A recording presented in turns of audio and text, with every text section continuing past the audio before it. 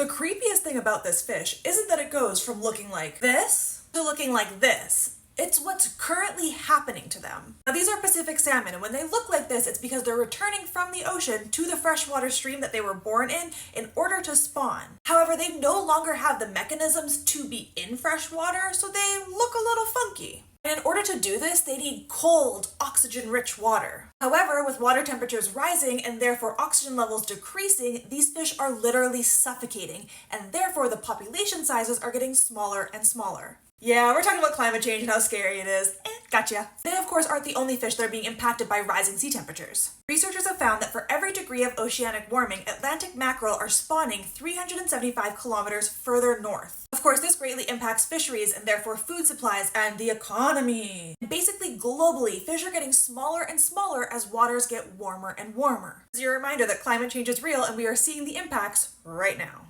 Is this fish really the harbinger of doom? Well, maybe.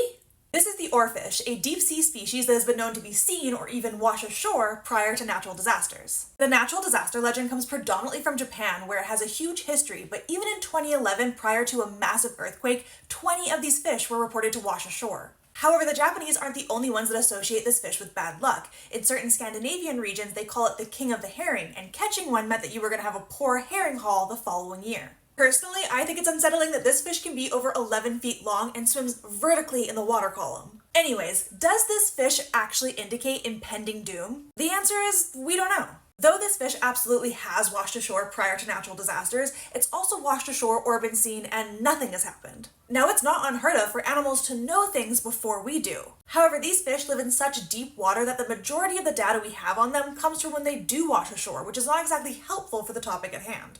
So as far as the science goes for now, correlation is not causation, but I will say they are pretty freaky looking. This fish is at the center of an extremely creepy legend. This tiny catfish is the Candiru, sometimes referred to as the vampire fish and more commonly referred to as the penis fish. Why? Well, because the stories go that this Amazonian fish is attracted to urine, so if you were to pee into the Amazon, it can swim up your stream and into your urethra. And this fish is a parasite, meaning it feeds off of other living organisms. It even has a spine on some of its scales to attach itself to its host, which apparently could be your penis. Thankfully, it seems that these stories aren't entirely true. Firstly, researchers tried to determine if this fish was genuinely attracted to urine, and after several experiments found no such data. Furthermore, the most recent report of a Candiru being lodged into a human came from the early 2000s, and when researchers looked into it, they found that everyone's stories didn't quite line up, and there was no medical record of the Candiru being removed. Now, of course, humans are not the intended prey of the Candiru. However, parasites finding the wrong host is not unheard of. So is it possible that at some point a Candiru found a really wrong host?